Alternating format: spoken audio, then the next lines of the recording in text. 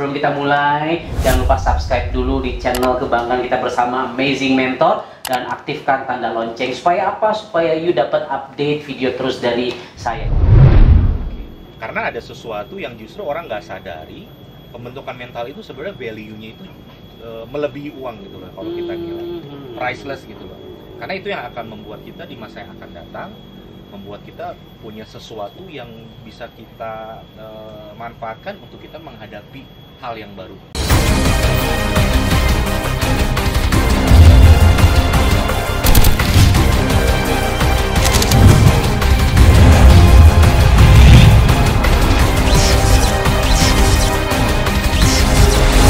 Yang penting mentalnya udah ada dulu.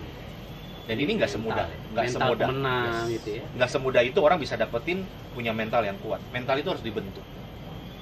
Karena mungkin gue kebayangnya kalau jadi lu nawarin, terus ditolak, dihina-hina, dinyinyirin, ceng-cengin, lu pernah? Pernah. Ada nggak cerita yang paling lucu mungkin yang bisa lo share ke audiens gue ini, pengalaman lo ditolak, dihina mungkin? Kalau bicara soal dihina mungkin nggak sampai separah itu sih ya. Tapi kalau bicara soal kita nawarin ke orang-orang dan orang-orang itu punya pandangan yang negatif, mereka nggak setuju sama kita, nggak setuju sama saya, itu buat gue pribadi itu sesuatu yang nggak penting gitu loh.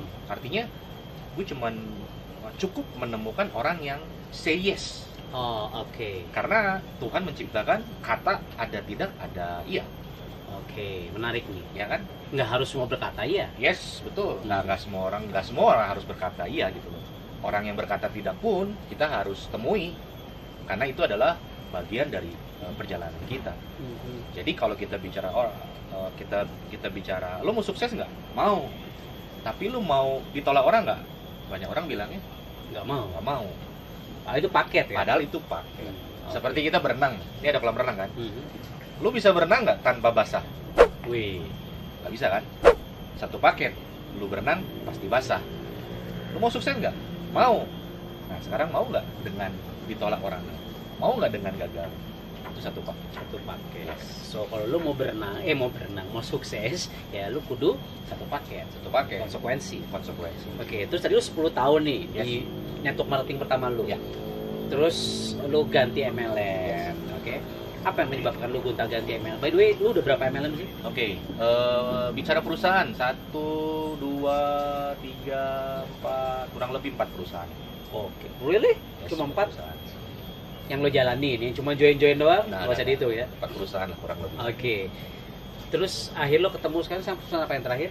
Perusahaan Enagic. Dari Jepang. Perusahaannya, produknya apa? Produknya ionizer machine yang bisa menghasilkan air yang mengandung antioksidan, microcluster, dan alkaline. Kangen water. Luar biasa. Terus lo awet muda ya? Asik. Oke.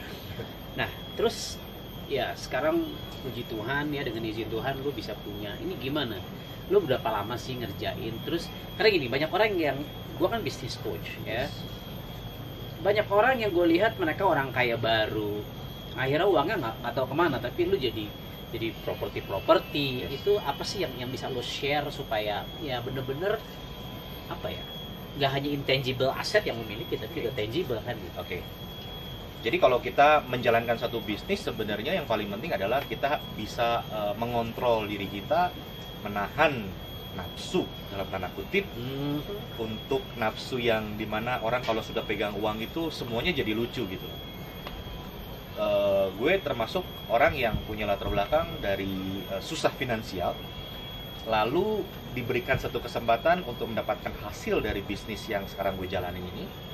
Dan gue punya pengalaman di masa yang lalu, kebanyakan orang punya uang itu akhirnya karena udah kelamaan miskin, jadi mereka balas dendam, foya-foya, semuanya jadi lucu. Lihat ini, you've been there lah ya. Gue pernah ada di sana. Jadi dari pengalaman itu akhirnya gue menyadari bahwa di saat inilah sekarang gue harus berubah. Gue harus bisa menahan gaya hidup, gue harus bisa mengelola keuangan untuk bisa membuat atau menciptakan hal yang lebih berguna lagi untuk di masa yang akan datang.